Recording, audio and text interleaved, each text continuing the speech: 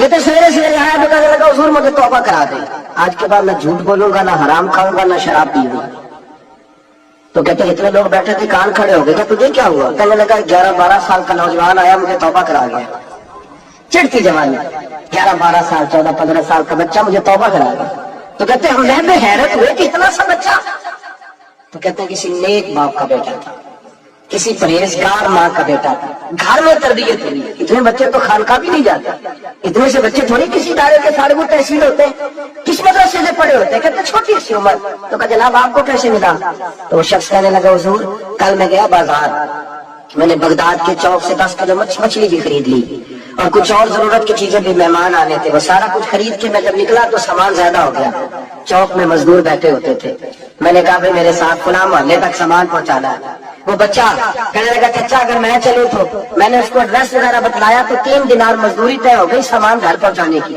کہتے میرے ساتھ کو نکلا اور جب رستہ طے کرنے لگا تو رستے میں گرمی بڑی سخت تھی، ظہر کا وقت تھا، ذرا ہم نے چند قدم اٹھائے، 2-4 گلیاں گزرے تھے کہ اذان ظہر کی آواز آنے لگی۔ تو کہتے ہیں بڑی منت کے انداز میں، بڑی گزارش کے انداز میں میری طرف دیکھا، عمر چھوٹی سی ہے، کہنے لگا چچا اگر اجازت مل جائے تو میں ظہر کی نماز پڑھ لوں؟ کہتے میں ایک جگہ پھٹے پہ بیٹھ گیا اور گپے کرنے لگا، سامان وہاں رکھا، میں نے کہا پڑھ لے نماز۔ کہتے ہیں بچہ نماز پڑھنے چلا گیا، باقی لوگ دیر سے آئے، وہ نماز پڑھ کے جلدی آ گیا۔ میں نے کہا بیٹے تو جلدی آ گیا ہے؟ کہنے لگا اس لیے جلدی آیا ہوں کہ آپ یہ نہ سمجھے یہ کام چور ہے، میں نے نفل چھوڑ دیے ہیں، فارغ ہو کے پڑھ لوں گا۔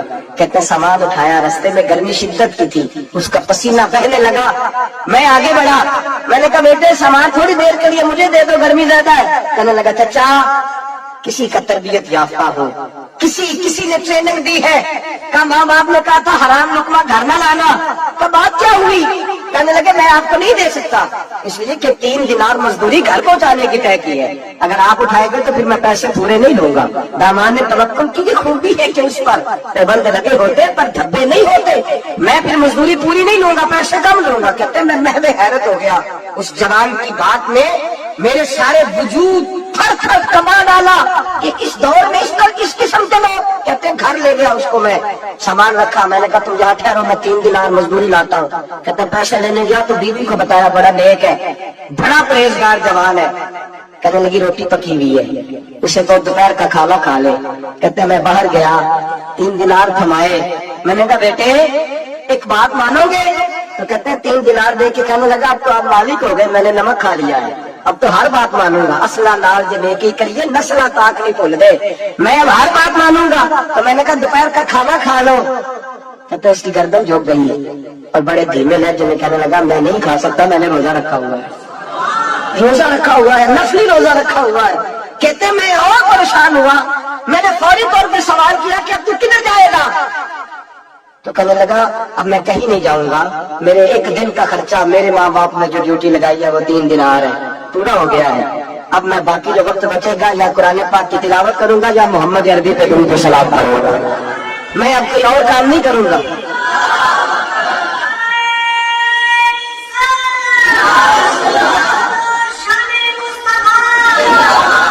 شخص کہنے لگا کہ میں نے کہا افطاری کر لینا، کہنے لگا مجھے مسجد بتا دو، میں جا کے اللہ اللہ کرتا ہوں، مجھے شام کو لے آنا۔ افطاری ہمارے ساتھ اس کی طے ہو گئی، مسجد چلا گیا، مغرب بعد لینے گیا تو کہنے لگا عشاء کے بعد آنا، اب تو میں نے پانی سے افطار کر لیا، کھانا کھانے جاؤں گا تو جماعت رہ جائے گی۔ کہتے عشاء کے بعد میں لایا، اس کو کھانا کھلایا، رات گہری ہو گئی تو میں نے کہا تو سو نہیں جاتا؟ میں نے لگا کوئی حرج نہیں، کبھی دور مزدوری کرنے نکل جاؤں تو رہ بھی جاتا ہوں، گھر والوں کو پتا ہے۔ کہتے میں نے مسافر فال کھانا کھولا، یوں سمجھے ڈرائنگ روم بیٹھک میں نے کھولی، اس کو سلا دیا، میں اور میری بیوی اپنی معذور بیٹی کو روٹی دینے گئے اور ہم نے جا کے اس کو کھانا کھلایا جو ٹانگوں سے معذور تھی، اور ساتھ کہا کہ بیٹی آج بڑا پرہیزگار جوان ہمارا مہمان ہے، آج چڑھتی جوانی اور تقوی کی روشنی اس کے چہرے سے چمکتی، کیا بات ہے، بڑے ہی اچھے گھرانے کا تربیت یافتہ ہے۔ کہتے ہیں بچی کو کھانا کھلا کے لوٹے، اپنے کمرے میں سو گئے، بیٹی اپنے کمرے میں لیٹ گئی، ترس گئے تھے کہ بیٹی قدموں پہ چلے۔ تہجد کا وقت ہوا تو دروازے پہ دستک ہوئی، بڑی بے چینی کے ساتھ اٹھے میاں بیوی کون ہے؟ بیٹی کی آواز آئی ابا جی دروازہ جلدی کھولیں۔ کہتے ہیں کلیجے پھٹنے لگے، ذہن بکھرنے لگے، سوچے ہیں کہ وہ 2-1 منٹ ہمارے اوپر پہاڑ بننے لگے، دروازہ کھولا تو وہ بیٹی جس کے لیے ترس گئے تھے، کبھی چلے گی وہ اپنی ٹانگوں پہ کھڑی ہے، کبھی دوڑ کے ادھر جاتی، کبھی دوڑ کے ادھر آتی، बेटियां परेशानी का फोन कर दे तो फिर भी आंसू निकल आते हैं, और बेटी घर में खुशी आ जाए तो फिर भी माँ बाप रो के शुक्र अदा करते हैं। इनके लिए रोते ही रहते हैं। कहते मैं तड़प गया, बीवी भी रोने लगी, बेटे ये क्या हुआ? हम तो मायूस होने लगे थे, माज़अल्लाह कि अब तू ठीक नहीं होगी, क्या हुआ? कहने लगे अब्बा जी अम्मा जी आपने बताया ना नेक जवान आया है, नेक आया है, तो मैं आप चले गए तो मेरे दिल में ख्याल आया, ऐ अल्लाह अगर वो वाकई नेक है तो उसके सदके मुझे शिफाई अता फरमा दे। या जो अल्लाह जिना वसीला, ऐ अल्लाह सेहत ही दे दे। कहते अभी मेरी दुआ भी पूरी नहीं हुई कि मेरा वजूद हरकत करने लगा, और ये देखो मैं उठ के खड़ा हो गई हूँ। कहते हम लोगों ने ये देखा तो भागे उसके कमरे की जानिब। जब दरवाजे पे हाथ रखा तो दरवाजा खुल गया, आगे गए तो पलंग खाली था, एक रुक्का छोड़ गया है।